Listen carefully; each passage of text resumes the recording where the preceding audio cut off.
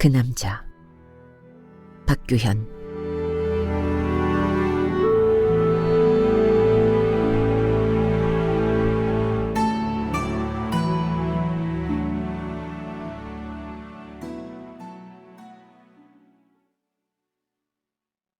남자는 대야에 있는 물을 손으로 모으더니 푸푸거리며 얼굴에 끼얹는다. 대야에서는 김이 모락모락 피어오른다. 남자의 얼굴에서도 김이 솟는다. 아침 공기가 꽤 차갑다. 앞산 뒷산이 모두 분홍빛으로 물들어 있다. 나는 걸레로 마루를 닦는다. 쓱쓱 문지를 때마다 뿌옇게 쌓인 먼지가 닦아진다. 남자가 캑캑거리며 기침을 해댄다. 그 바람에 나는 남자에게 다시 시선을 준다. 남자가 기침을 할 때마다 흰머리가 팥뿌리처럼 흔들린다. 남자는 기침을 하면서도 노란 수건으로 얼굴의 물기를 닦아내고 있다.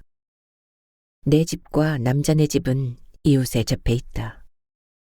남자네 집과 내 집 사이에는 울타리 대신 노간주나무가 드문드문 심어져 있다. 대문만 서로 다를 뿐 일단 마당으로 들어오면 상대방 뜰을 한눈에 관찰할 수 있다. 그런 것 때문에 불편해하지 않고 두 집은 지금껏 살아온 것이 사실이다. 그러던 어느 날 집주인이 바뀌면서 상황이 조금 바꿔진 셈이다. 늙은 호라비가 윗집으로 이사 오면서 아랫집에 사는 늙은 과부로서 신경이 쓰였다. 그 남자는 서울에서 살다 자식들이 싫어 시골로 내려왔다는 소문이다. 남자 혼자 어떻게 살아갈 수 있을까? 남자는 어떤 사람일까 궁금한 점이 많은 게 사실이었다. 그렇다고 여자인 내가 먼저 나서서 이러쿵저러쿵 물어볼 수는 없었다. 수건으로 얼굴에 물기를 닦아낸 남자는 부엌문 옆에 걸린 거울 앞으로 다가가 손으로 머리를 넘긴다. 빗이 옆에 걸려있는데도 그걸 사용하지 않는다. 수염을 깎지 않아 남자의 옆 얼굴이 밤송이 같다. 남자네 안방에서는 가늘게 텔레비전 소리가 새어나고 있다. 남자네 마당에는 간밤에 떨어져 내린 은행잎이 팔랑거리며 날아다닌다. 마당이 지저분하게 느껴진다. 그럼에도 불구하고 남자는 낙엽을 쓸지 않는다. 남자의 어깨가 축 처져 있다. 남자는 마루에 걸터앉아 축 처진 어깨를 올려놓고 연신 담배를 피운다. 담배 연기를 거칠게 불어날리며 길게 한숨을 내쉰다. 남자의 이러한 모습은 처음 이사 온 날도 목격할 수 있었다. 자식들이 우르르 몰려왔다가 훌쩍 떠나가자 그때도 남자는 마루에 걸터앉아 담배 연기만 불어날리며 한숨을 내쉬었다. 담배를 다 피우자 남자는 마루에 걸터앉은 몸을 일으켜 세운다. 남자네 마루에는 아침 햇볕이 가득하다. 남자가 움직이자 가슴에 안긴 햇살이 굴렁쇠처럼 일렁인다. 남자는 부엌으로 들어간다. 마루를 닦고 나자 걸레에 까맣게 때가 묻어나온다. 늘 어디서 이렇게 흙먼지가 날아오는 것일까? 아침마다 마루를 닦는 것은 빼놓을 수 없는 일과가 되어버렸다. 나는 걸레를 들고 수도가로 걸음을 옮긴다. 수도꼭지 앞에 앉아 잠금쇠를 열자 물이 쏟아져 나온다.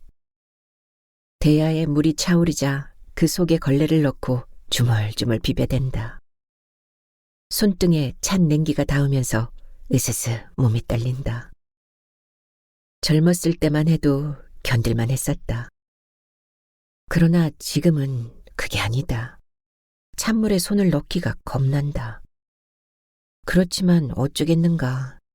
자식, 며느리, 손자가 있으면 뭐하는가. 다 소용없는 것을. 결국에 남는 것은 나 혼자가 아닌가. 울적한 비애감이 든다. 그렇지만 그러한 일이 어디 하루 이틀의 일인가. 나는 어금니로 입술을 지그시 문다.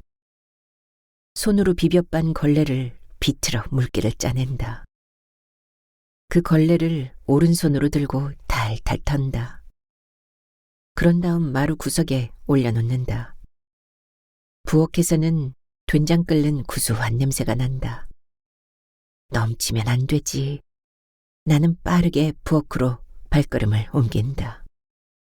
냄비 속에서는 보글보글 된장이 끓고 있다. 냄비 뚜껑이 덜컹거린다. 가스레인지 스위치를 조금 닫아 불꽃을 줄인다. 나는 상을 내려 다리를 세우고 밥상을 차린다. 혼자 먹어도 나는 늘 밥상을 차린다. 이게 나에게는 습관처럼 되어버렸다. 아침 식사를 끝내고 마당으로 나오자 남자가 수도가에서 뭔가를 열심히 빨고 있다. 남자는 이미 아침 식사를 끝낸 게 분명하다. 남자가 무엇을 그렇게 빨아대는지 궁금하여 나도 벗어놓은 옷가지를 들고 수도가로 향한다. 내 집 수도가와 남자네 집 수도가는 노간주 나무를 경계로 하여 3~4m 거리에 있다. 그러니까 두 집의 수도가가 노간주 나무를 경계로 하여 가까이 붙어있는 셈이다. 마을 위에 있는 샘물을 호스로 끌어내려 사용하고 있는 수돗물은 여름에도 시원하기로 유명하다. 나는 대야에 물을 받은 다음 벗어놓은 옷가지에 비누를 바른다. 남자도 옷가지에 열심히 비누를 바르고 있다. 어떻게 아침 식사는 하셨나요? 내가 가볍게 인사를 건넨다. 대충 때웠습니다. 반찬이 있어야죠. 남자는 나를 흘낏 한번 쳐다보고는 자신의 일에 열중한다.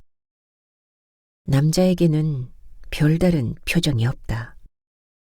묵묵히 자신의 일에만 열중한다. 남자 옆 대야 속에는 수건, 양말, 네이, 걸레, 바지 등이 소복하게 쌓여 있다. 남자는 빨랫감에 계속해서 비누를 칠하지만 그 속도가 완만하다. 빨래하는 남자의 솜씨가 서툴다. 남자 혼자 살려면 힘들 텐데요. 나는 넋두리처럼 말한다. 빨래를 안 할 수도 없지 않습니까? 남자는 대꾸를 하면서도 나를 쳐다보지 않는다. 나는 더 이상 말을 걸지 않기로 한다. 남자의 손에는 빨간 고무장갑이 끼워져 있다. 찬바람이 귓불을 스치고 지나간다. 나는 옷가지를 빨다 바르르 몸을 떤다. 안방에서 전화벨 소리가 울린다. 누구한테서 온 전화일까? 나는 손에 묻은 비누 거품을 맑은 물에 씻어낸다. 빠르게 안방으로 걷는다. 수화기를 들자 서울에 사는 큰며느리 목소리가 들린다. 무슨 일이냐, 갑자기? 나는 시큰둥하게 전화를 받는다. 몰인정한 것.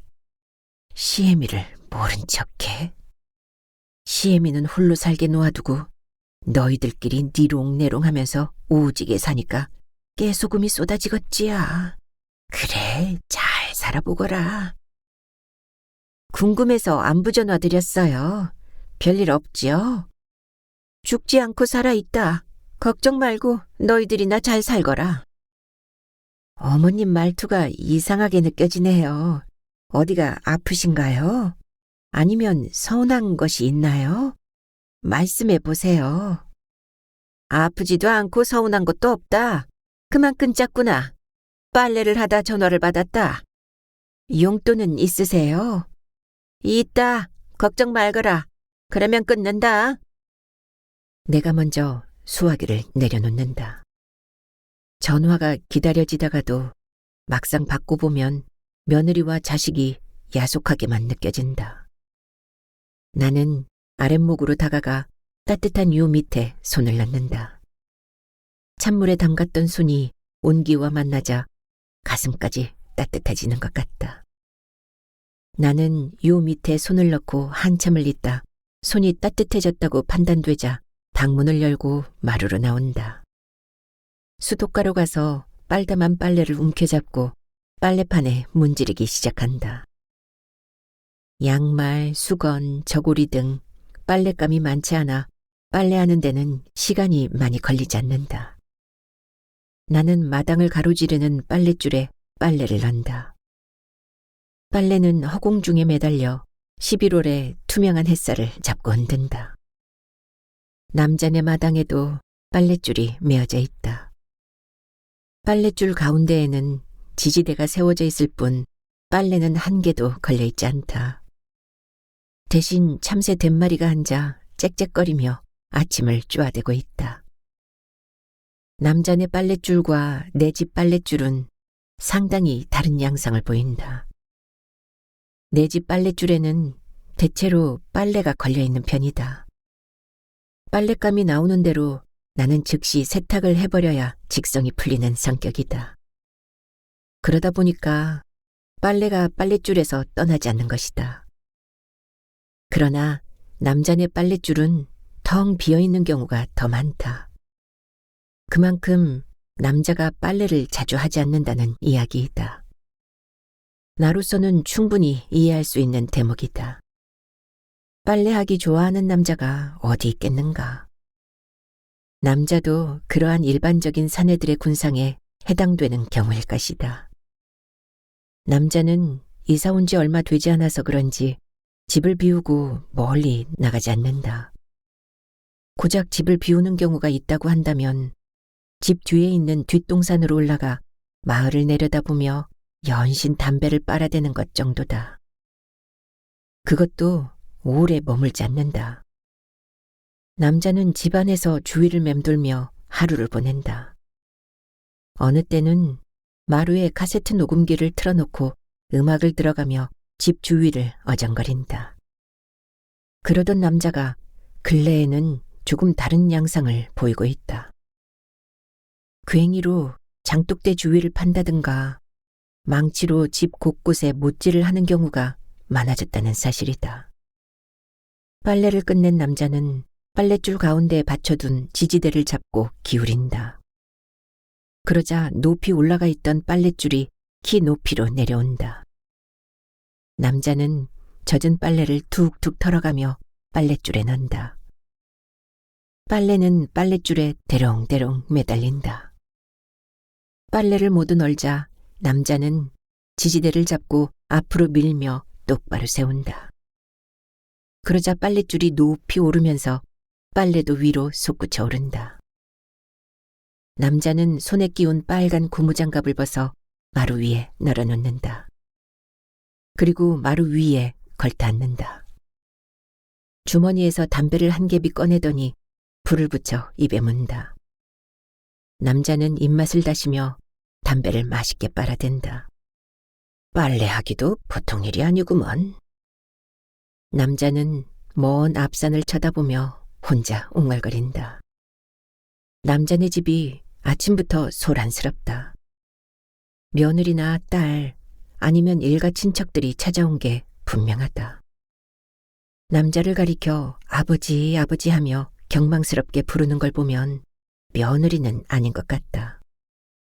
젊은 여자 둘이 나타나 부엌으로 마당으로 부산하게 옮겨다닌다. 남자는 마당가에 구덩이를 파고 있다. 아버지, 오빠들이 너무하는 것 아닙니까? 혼자 사시는 아버지가 김장한다고 하면 내려와 보아야 하는 것 아니냐고요. 젊은 여자는 불퉁스럽게 말한다. 나는 비로소 젊은 여자가 딸임을 알아낸다.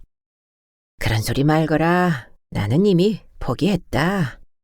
왜 포기하십니까? 할 말은 하세요. 그래야 잘못한 점을 고친다니까요. 젊은 여자 둘은 수도가에 앉아 다라이 물에 배추를 씻는다. 간이 밴 배추들은 숨을 죽인 채 흐물거린다. 젊은 여자 둘은 수도 잠금쇠를 활짝 열어놓고 콸콸 쏟아져 나오는 물에 배추를 흔들어 씻는다. 언니, 배추 10포기면 너무 많이 하는 것 같은데? 아니야, 많지 않아. 아버지 혼자 먹는 게 아니고 일요일에 우리가 내려오면 먹어치울 거니까 절대 많다고 할 수 없어. 하긴 그래. 딸 둘은 오순도순 이야기를 나누며 배추를 씻는다. 오빠들과 올케 언니들은 나쁘다고 비난하기도 하며 혼자 살아갈 아버지를 걱정하기도 한다. 나는 나대로 마당에 굴러다니는 은행잎을 쓸어 모은다. 아침과 저녁 하루에 2번씩 마당에 굴러다니는 은행잎을 쓸어 모아야 직성이 풀린다. 마당에 낙엽이 쌓이는 것을 두고 보지 못한다. 남자는 마당가에 파놓은 구덩이에 김치독을 묻고 있다. 구덩이에 독을 놓고 주위에는 삽으로 흙을 떠서 쏟아붓는다. 남자는 손바닥에 퇴퇴 침을 뱉어가며 삽질을 한다. 독 주위에 흙을 끼얹는 작업은 많은 시간이 걸리지 않는다. 독 주위에 흙이 차오르자 남자는 발로 질근질근 밟는다. 그렇게 남자는 3개의 독을 묻는다. 나는 마당을 쓸다 우두커니 서서 남자네 집 김장 풍경을 하염없이 바라본다. 우리도 김장을 해야 할 텐데. 혼자 살수록 김장을 해놓아야 추운 겨울을 문제없이 넘길 것 같다. 김장을 한다는 일이 나에게는 거추장스럽게만 느껴진다. 그렇다고 김장을 포기할 수도 없지 않은가. 김치 없이는 밥을 먹을 수 없다. 그것은 습성처럼 되어버렸다. 품앗이를 해놓았으므로 김장을 하는 데는 큰 어려움이 없을 것이다. 마당을 깨끗이 쓸어놓자 상쾌한 기분이 든다. 나는 대비를 대문 옆에 세워둔다. 그때 문득 부엌에 식용유가 없다는 생각을 해낸다. 남자네 집 쪽에서는 외손자들의 웃음소리가 연신 까르르 까르르 들려온다. 손자들이 들이닥쳤던 지난날 우리 집에서도 그런 날이 있었지. 그때가 언제였던가 싶다. 안 보면 보고 싶고 막상 만나면 곧 시큰둥해지는 것은 무엇 때문일까? 나는 알 것 같다. 간사한 내 마음을. 나는 대문 밖으로 걸음을 떼어놓는다. 마을 가게로 가서 식용유를 한 병 사와야 한다. 아차, 부엌에 라면도 떨어져 있지 않은가. 입맛도 없고 반찬이 없을 때는 얼큰한 라면을 끓여 먹으면 제격이다. 나는 라면 맛에 깊이 길들여져 있다. 식용유와 라면과 조미료와 마을 가게에 가서 살 것을 손꼽아 본다. 중산댁 오랜만이요? 가게로 들어가자 주인 여자가 반갑게 인사를 건넨다.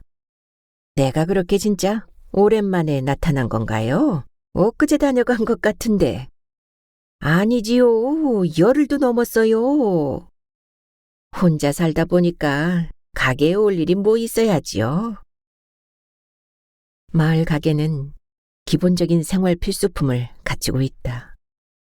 나는 필요한 물건을 사들고 가게를 나선다. 그럼 안녕히 가세요.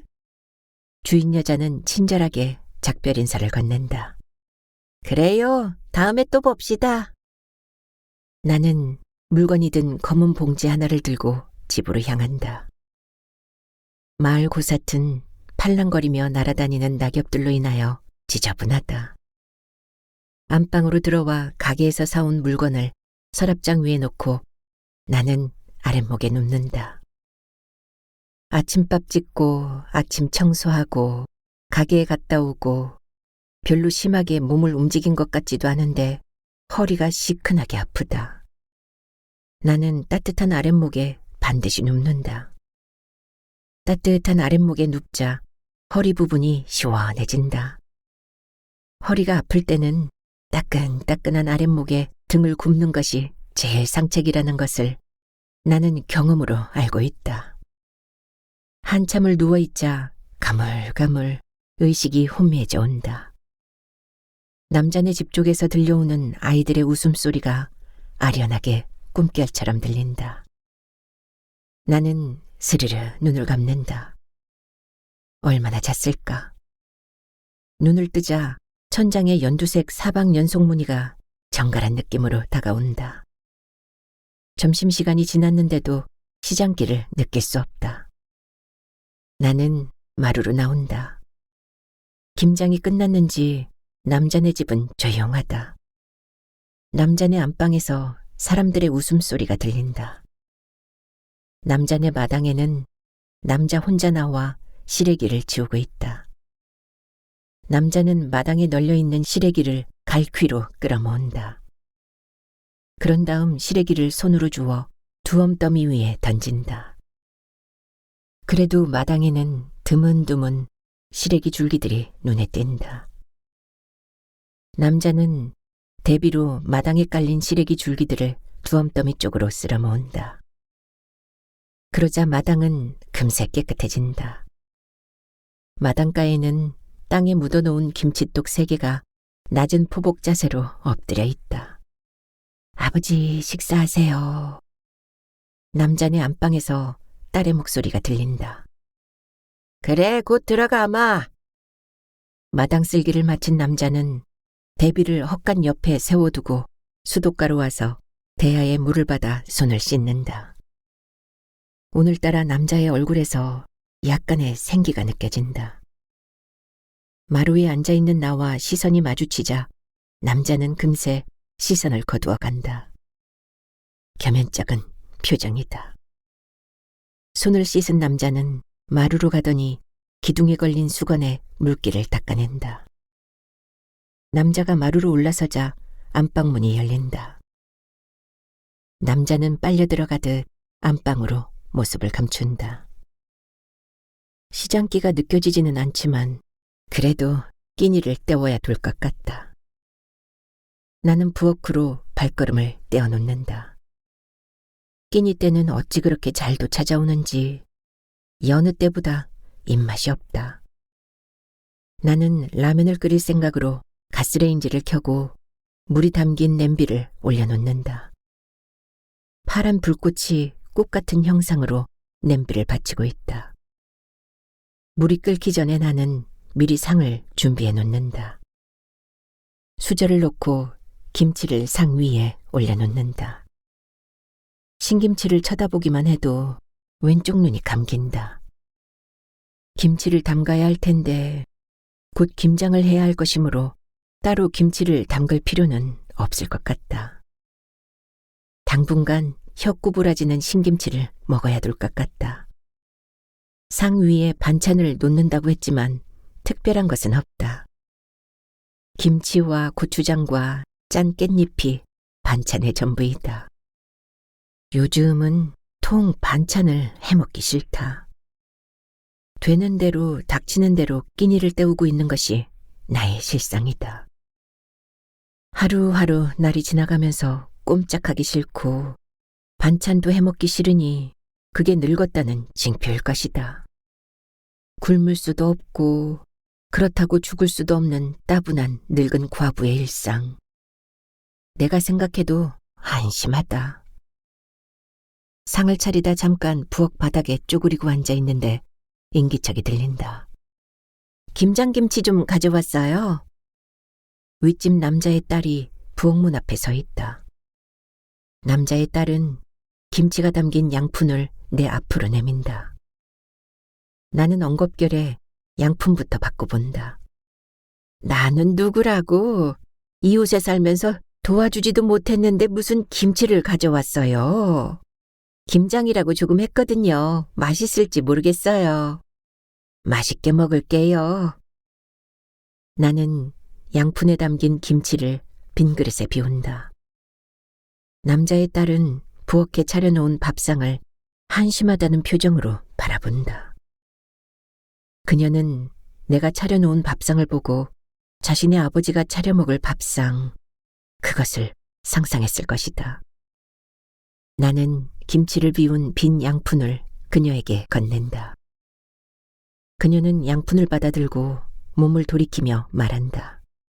그럼 가볼게요. 안녕히 계세요. 그래요. 잘 가요. 나는 부엌 밖으로 나와 총총히 떠나가는 그녀의 뒷모습을 바라본다. 남자는 방에서 식사를 하고 있는지 마당에 나와 있지 않다. 부엌에서는 물이 끓는지 냄비 뚜껑이 덜컹거린다. 나는 잽싸게 부엌으로 들어가 미리 준비해 놓은 라면 봉지를 뜯는다. 라면 사리를 넣고 조금 있다 스프를 덜어넣는다. 스프가 들어가자 구수한 냄새가 난다. 딸과 손자들이 찾아와 시끌벅적했던 남자네 집처럼 내 집에도 며느리와 손자들이 찾아와 시끄럽게 떠든다. 며느리들은 며느리들대로 음식하며 떠들고 손자들은 손자들대로 장난을 치며 활기 있게 논다. 내일이 내 생일이다. 며느리들이 시어머니 생일상을 차려준다고 손자들을 앞세워 찾아온 것이다. 내 생일상을 차려주지 않고 모른 척 넘어가면 무척 서운할 것이지만 그렇다고 생일상 차려준다는 친절이 달갑지도 않다. 딱 꼬집어 말할 수는 없지만 자식과 며느리들이 야속하고 서운하다. 생일상 차려준다고 보여주는 친절은 진심에서 우러나온 것이라고 볼 수 없다. 마지못해 체면 때문에 생일상 차려주는 것이 분명하다. 나를 서로 모시지 않으려고 하는 것이나 용돈 몇 푼 주는 것을 아깝게 생각하는 것에서 속마음을 읽어낼 수 있다. 며느리들은 부엌에서 부침개를 부치고 있다. 집안엔 구수한 냄새로 가득하다. 방 안에서는 손자 녀석들이 고래고래 소리를 지르며 논다.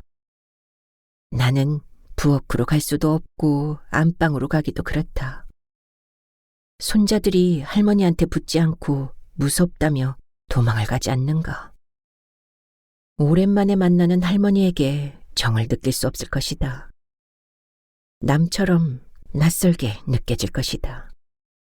그렇지 않고서야 손자들이 나로부터 멀어져 가겠는가.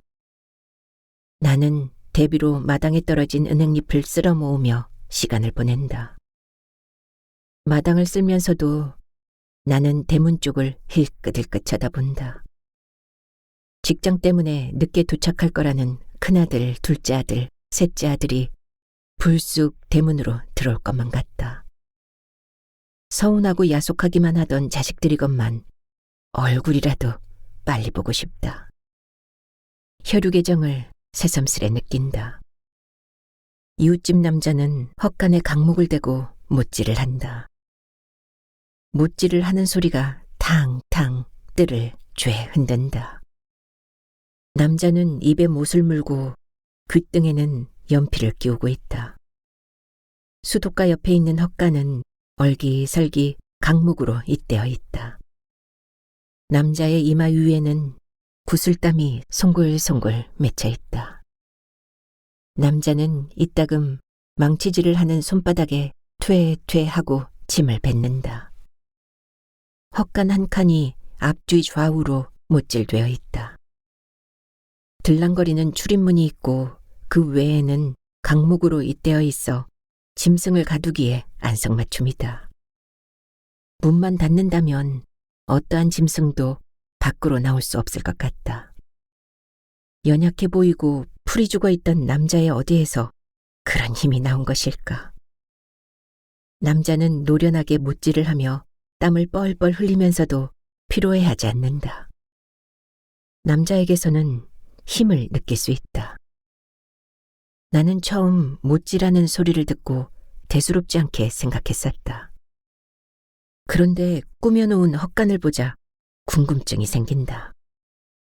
어디에 쓰기 위해 요란한 공사를 하고 있을까? 못질을 어느 정도 끝낸 남자가 헛간 앞에 앉아 담배를 빤다. 나는 마당을 쓸다 말고 노간주나무 옆으로 가서 남자에게 말을 건넨다. 지난번 김치 보내주어서 잘 먹었습니다. 조금 드린 것을 가지고 그럽니까? 많이 드리지 못해서 오히려 제가 미안합니다. 남자는 이마에 흐르는 땀을 손등으로 쓱 훔치며 말한다. 남자는 나에게 눈을 한번 주고는 다시 다시 담배를 빤다. 시무룩해 보이던 남자의 표정은 어디에서도 찾아볼 수 없다. 무슨 공사를 그렇게 하십니까? 나는 재차 말을 건넨다. 짐승을 한번 길러보려고 합니다. 돈도 벌고 외롭지도 않을 것 같아서요. 나는 머리를 끄덕끄덕하여 알겠다는 뜻을 표한다. 무슨 동물을 기르려고 하는지 무척 궁금하였지만 나는 더 이상 묻지 않는다. 해가 기울자 미나리굴 서산에는 노을이 걸린다. 부침개질을 끝낸 며느리들이 저녁 식사를 하라며 나를 부른다. 첫째, 둘째, 셋째 아들은 아직도 모습을 보이지 않고 있다. 방으로 들어가자 아랫목에는 밥상이 차려져 있다. 손자들이 먼저 상에 매달려 요란스럽게 식사를 하고 있다. 내가 상 앞에 앉아도 손자들의 태도는 여전하다. 얘들아, 밥 먹을 때는 조용히 하는 거야. 내가 점잖게 말해도 소용없기는 마찬가지다. 나는 간섭하지 않기로 하고 식사하기 위해 수저를 든다. 할머니는 왜 혼자 살아? 손자 녀석 하나가 갑자기 질문 하나를 던진다. 식구가 없으니까 혼자 산다. 이제 알겠니? 나는 우물거리던 밥을 꿀꺽 삼키고는 친절하게 대답한다. 그렇구나. 그럼 할머니는 외롭겠네? 녀석이 고개를 끄덕거리며 천연덕스럽게 말한다. 밥 먹다 껑충껑충 뛰는 녀석, 밥그릇을 들고 걸어다니며 식사를 하는 녀석, 숟갈로 밥상을 탕탕 때리며 식사하는 녀석 등 식사 태도가 수선스럽다. 짜증이 치밀어 야단을 치고 싶지만 나는 입술을 물며 참는다. 오랜만에 찾아온 녀석들을 홀대할 수 없지 않은가. 만약 함부로 대한다면 며느리들이 서운해할 것이다. 빨리 밥을 먹고 밖으로 나가는 것이 상책일 것이란 판단을 한다. 부지런히 밥을 먹고 있는데 며느리들이 방으로 들어온다. 며느리들이 밥을 먹으며 자기 애들을 꾸중하자 그때야 방 안이 조용해진다. 밥을 빨리 먹고 방 밖으로 나가주어야 며느리들이 부담 없이 식사를 할 수 있을 것이다. 나는 밥을 남기고 숟갈을 상에 놓은 채 자리에서 몸을 일으킨다. 어머니, 왜 식사를 그렇게 하세요? 더 드시지 않고. 큰 며느리가 걱정스런 표정으로 말한다. 아까 부침개를 먹어서 그런지 먹히지 않는구나. 입맛도 없고. 너희들이나 많이 먹거라. 나는 문을 닫고 마루로 나온다. 마루가 흙투성이다. 손자 녀석들이 흙장난을 치며 더럽혀 놓은 것이다. 나는 걸레를 들고 수도가로 간다. 수도꼭지 잠금쇠를 열고 대야에 물을 붓는다. 옆집 남자는 아직도 미진한 구석이 있는지 고치던 짐승 우리에 못질을 하고 있다. 남자는 입에 담배를 물고 못질을 한다. 탕탕 치는 게 능숙하다. 나는 가득 고인 대야물에 걸레를 주물주물 빤다. 걸레를 빨자 금세 대야물이 흙탕이다. 나는 맑은 물에 걸레를 다시 한번 헹군다. 그 헹군 걸레를 들고 마루로 가서 바닥에 묻은 흙먼지를 쓱쓱 훔치기 시작한다. 나는 마루를 닦다 안방에서 며느리들이 식사를 하며 나누는 대화를 듣는다. 며느리들의 말소리는 마루까지 또랑또랑 흘러나온다. 말투로 보아서는 서로 언쟁을 하고 있는 게 분명하다. 누가 형님 보고 어머님을 모시라고 그랬나요? 어머니가 걱정돼서 한 소리지요. 셋째 며느리의 음색이다. 동서, 변명하지 마라. 솔직해지라고. 누가 어린아이인 줄 알아? 입시생이 있고 그래서 내가 모시지 못하는 것이라고. 첫째는 어머니가 함께 살고자 하지 않으시고 그래서 못 모시는 것 다 알고 있잖아. 까놓고 말해서 장남이라고 무조건 모시라는 법 있나? 장남이라고 해서 혜택 받은 것도 없는데 빈정거리지들 말라고, 기분 나쁘니까. 큰며느리가 흥분된 음성으로 소리를 높인다. 자가 사건 내내 왜 소리를 높이고 그러나? 네가 언제 진심으로 이 시애미를 모셔보자고 했냐? 능청 떨지 말거라. 모신다는 이야기는 말뿐이라는 것을 나는 다 안다. 시애미는 눈치도 코치도 없는 줄 아냐? 그것은 착각이다 이거사. 시애미는 절대 너희 집에 안 갈 것이니까 마음 놓고 있거라. 싸가지 없는 것. 형님, 다른 사람이 들으면 진짜인지 알잖아요. 누가 빈정거렸다고 그러세요? 사실 남들을 보세요. 큰형님이 부모님을 모시는 집안은 우애하고 있잖아요. 우리가 모시고 싶어도 방이 있어야죠. 둘째 며느리는 따지듯이 말한다. 그러니까 우리가 무책임하다는 이야기구먼. 여러 이야기 할 것 없이 그러면 동서가 어머님 모셔보라고. 방이 없다는 것은 핑계야. 너무 그러지 마세요. 그러면 어머님이 서운해하셔요. 어머니가 뭐 탁구공인가요? 서로 떠넘기게. 돈이 없어서 방 3개짜리를 못 얻고 있는데 그렇게 말씀하시면 서운하지요. 돈 없다고 괄시하지 마세요. 방 3개짜리만 있으면 내가 당장이라도 어머님 모실 수 있어요. 둘째 며느리 성격도 보통 내기가 아니다. 평소 누구한테 지는 성격이 아니다. 나는 네 속도 훤히 들여다보고 있다. 나 들으라고 달짝지근한 이야기를 하는데 그러면 못 쓴다. 조금 솔직해보거라. 시애미를 모시기 싫다고. 애기 아빠가 직장만 있어도 어머님을 내가 모시겠어요. 지금은 너무 어렵다니까요. 어머님을 모셔놓고 굶게 할 수는 없잖아요. 장남이 제 역할을 못하면 시끄럽더라고요. 장남도 부모님 모시려고 안 하는데 누가 모시려고 하겠어요? 동서, 장남 하지 말라고. 장남이라고 해서 유산 받은 것도 없어. 장남이라는 말만 나와도 속이 뒤틀리니까 제발 그 소리 좀 하지 말라고. 여기서 장남은 시숙을 뜻하는 것이 아니라고요. 일반적인 장남을 이야기했을 뿐이어요. 시숙은 대학 나와 반듯한 직장도 있고 뭘로 보나 우리보다 낫잖아요. 셋째 며느리는 그래도 둘째에 비해 유하게 나온다. 싸가지 없는 것은 너도 마찬가지요. 너희가 나를 한 번이라도 진심으로 모셔보려고 그랬냐? 없었지야. 늘 핑계. 영일이가 실직했다고 해서 굶고 사는 것도 아니잖니. 나는 오히려 너희가 알부자인 줄 알고 있다. 며느리들의 말소리를 엿듣고 있는 내 인내에도 한계가 온다. 금방이라도 방으로 뛰어들어가 며느리들을 쫓아버리고 싶다. 생일상 필요 없으니 빨리 가버리라고 소리치고 싶다. 가슴이 두근거리며 심한 울화가 치밀어 오른다. 주먹을 불끈 쥐어본다.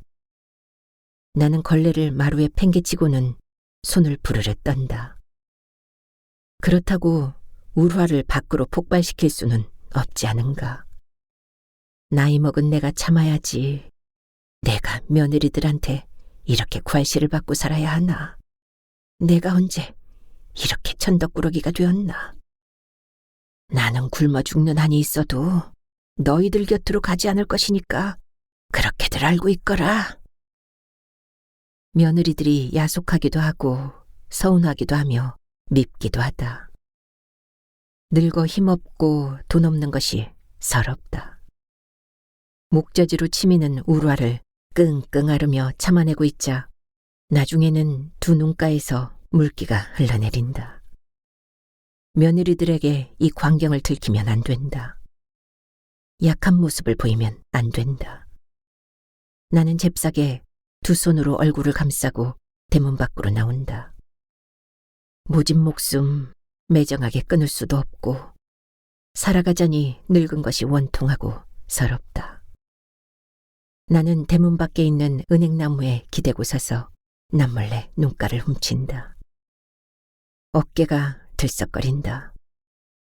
한참을 그렇게 서 있는데 누가 어깨를 툭툭 친다. 누굴까? 나는 조심스레 고개를 쳐든다. 마당에서 소우리를 만들다 다 지켜보았습니다. 며느님들의 말소리도 대충 들었고요. 너무 속상해하지 마세요. 세상이 말세라니까요. 나는 이해가 갑니다. 나도 며느리들한테 당해보았으니까요. 늙으면 똥친 막대기 취급한다니까요. 참고 사는 수밖에 없어요. 며느리들이 가자고 해도 따라갈 것 아니잖아요. 자식들에게 얹혀 살 필요 없다니까요. 기분 상해하면 몸만 상한다고요. 마음을 크게 먹으세요. 그러면 견딜 수 있어요. 자식도 어릴 때 자식이지 크면 남과 같다니까요. 참 이상한 세상이죠. 남자는 차분하고 진지한 자세로 말한다. 남자의 말은 하나도 틀린 구석이 없다. 일하다 나왔는지 남자의 왼손엔 망치가 들려있다. 그리고 남자의 귓등에는 연필이 끼워져 있다. 나는 남자 앞에서 더 이상 울적해 할 수 없어 손등으로 쓱쓱 눈가를 훔치고는 아무렇지도 않다는 듯 자연스러운 행동을 취하기 위해 노력한다. 속마음을 발각당했을 때처럼 부끄러운 생각이 든다. 내가 진정된 기미를 보였기 때문인지 남자는 자기 집 마당으로 또각또각 발걸음을 옮겨놓는다. 남자에 대해 내 자신이 부끄럽기도 하고 남자가 고맙기도 하다. 나는 한참을 은행나무 밑에 서 있다. 마음이 어느 정도 진정되었다고 생각되자 어스름을 헤치며 마당으로 걸음을 떼어놓는다. 요즘 남자는 늦잠을 자는 법이 없다. 내가 일찍 일어나 마당으로 나와보면 남자는 걸레로 마루를 닦거나 대비로 마당을 쓸고 있다. 내 집 수도가에 서서 고개를 쳐들고 남자네 마당을 건너다 보면 마루며 마당이며 수도가가 깔끔하게 정돈되어 있다. 남자는 엎드려 기어다니면서 마루를 구석구석 닦는다. 처음 나는 그 모습이 우스꽝스러워 실소를 보내곤 하였으나 지금은 그게 아니다. 늙은 호라비이지만 부지런한 모습이 아름다워 보인다. 요즘 남자가 관심을 보이는 부분은 그가 우시장에서 사온 송아지이다. 남자가 공들여 만든 우사에는 암송아지 한 마리가 들어있다. 송아지는 이따금 음매하며 어미를 찾는다. 그럼 남자는 우사 속으로 들어가 송아지의 목덜미를 쓸어준다.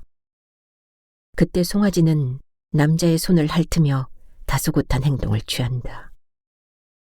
송아지는 남자의 온기를 느끼고 있는 게 분명하다. 남자는 송아지에게 호박죽도 끓여주고 부드러운 시래기도 삶아준다. 남자가 아궁이 앞에 앉아 쇠죽 끓이는 광경을 매일 목격할 수 있다. 송아지는 남자가 끓여주는 쇠죽을 잘 먹지 않는다. 너 안 먹으면 죽는다. 먹어야 사는 것이야. 사람이나 짐승이나 안 먹으면 죽거든. 혼자 옹월거리는 남자의 이런 말을 들은 적이 있다. 날씨가 아침 저녁으로 쌀쌀해지자 남자는 우사 밖을 이영으로 감싸주어 안을 아늑하게 해주었다. 그런 뒤로는 내 집 마당에서 평소 꼬리를 살랑거리며 북쪽 하늘을 향해 음매하고 울어대던 송아지 모습을 바라볼 수 없게 된 것이다. 그 우리 속에서 송아지 울음소리가 들리면 나는 북쪽 하늘을 향해 머리를 쳐들고 꼬리를 살랑거리는 모습을 상상하곤 한다.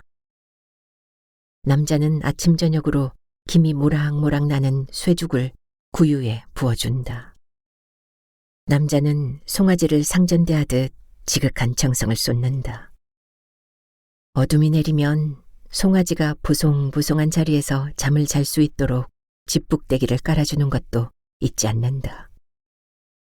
나는 남자가 한아름 집북대기를 안고 우리 안으로 들어가는 것을 여러 번 목격한 적이 있다. 요즘 남자는 자주 마당 우사 앞에 서서 담배를 뻐끔뻐끔 빨아댄다. 그럴 때면 남자는 송아지를 요모조모 관찰하는지 우리 안을 기웃거린다. 한 번은 남자가 우사 안을 쳐다보며 빙긋 웃는 것을 목격하고 나는 이렇게 말을 건넨 적이 있다. 송아지가 그렇게 예쁘십니까? 나는 노간주 나무 옆에 서서 남자네 집 쪽을 건너다 본다. 예쁜 게 아니라 귀엽지요. 저 녀석을 바라보고 있으면 싱숭생숭하던 마음도 잔잔해진다니까요. 남자는 입가에 거늑한 미소를 머금고 있다. 날씨가 더 추워지면 송아지 기르기가 더욱 힘들어질 텐데요. 힘들지는 않으세요? 송아지 기르는 것에 재미를 붙이다 보니까 그런 것을 전혀 느낄 수 없더군요. 늙은 말년에 편하게 살지 뭐 하려고 송아지를 기릅니까? 혼자는 할 수 없습디다. 나에게는 송아지가 식구나 마찬가지라니까요. 남자의 목소리는 차분하면서도 공손하다. 내 물음에 성의를 다해 대답하는 남자의 친절을 느낄 수 있다. 열심히 살아가는 남자가 듬직하게 보인다. 오늘은 내 집 김장하는 날이다. 햇볕은 마당에 누렇게 깔려있지만 바람은 냉기를 비수처럼 품고 있어 목을 움츠리게 한다. 내가 품앗이를 해놓은 관계로 김장하는 데는 어려움이 없다. 시락골댁과 칠보댁이 고무장갑을 끼고 부산하게 몸을 움직이고 있다. 그들은 일을 하다가 춥다며 몸을 부르르 떨고 난다. 수도꼭지 잠금쇠를 활짝 열어놓고 콸콸 쏟아지는 물로 배추를 씻고 있다. 시락골댁과 칠보댁은 오순도순 이야기를 나누며 김장을 하고 있다. 나는 부엌에서 젓갈류와 참깨, 고춧가루, 미원 등을 수도가로 내놓는다. 윗집 남자는 쇠죽솥에서 양동이에 쇠죽을 퍼담아 외양간으로 가져가더니 송아지 구유에 부어주고 있다. 남자는 쇠죽을 부어주고는 멍하니 서서 송아지가 쇠죽 먹는 모습을 바라보고 있다. 그러더니 집 밖으로 나간다. 남자는 곧 내 집 마당에 모습을 나타낸다. 남자는 일하고 있는 우리들에게 꾸벅 인사를 건넨다. 고생들 하십니다. 남자의 표정은 밝다. 어서 오세요. 나는 남자를 반갑게 맞이한다. 이웃으로서 좀 도울까 하고 왔습니다. 저는 돕지도 못했는데요. 김장했다고 갖다 준 김치만 야금야금 먹어치웠습니다. 상황에 따라서 그럴 수도 있는 거지요. 김장하면 독을 땅에 묻어야 할 것 아닙니까? 묻어야지요. 위치를 알려주십시오. 제가 구덩이를 파드리겠습니다. 그러면 좋겠지만 미안해서. 미안해 하실 것 없습니다. 어려운 일 아니니까요. 저쪽 부엌 옆에다 독을 3개 묻으려고 하거든요. 나는 부엌 옆에 있는 화단을 가리킨다. 여기 말입니까? 남자는 화단으로 들어가더니 손으로 위치를 가리킨다. 맞습니다. 남자는 막대기로 독이 들어갈 위치에 동그라미를 그려놓는다. 그러더니 그는 내 집 헛간으로 가서 괭이와 삽을 들고 나온다. 하얗던 남자의 머리가 까맣게 염색되어 있다. 염색한 남자는 훨씬 더 젊어 보인다. 작업복을 입었지만 용모가 단장해 보인다. 괭이를 높이 들었다가 세게 내리찍는 남자의 동작에서는 힘이 느껴진다. 남자는 손바닥에 퇴퇴 침을 뱉어가며 괭이자루를 움켜잡고 작업을 한다. 시락골댁과 칠보댁이 배추를 씻고 남자는 구덩이를 판다.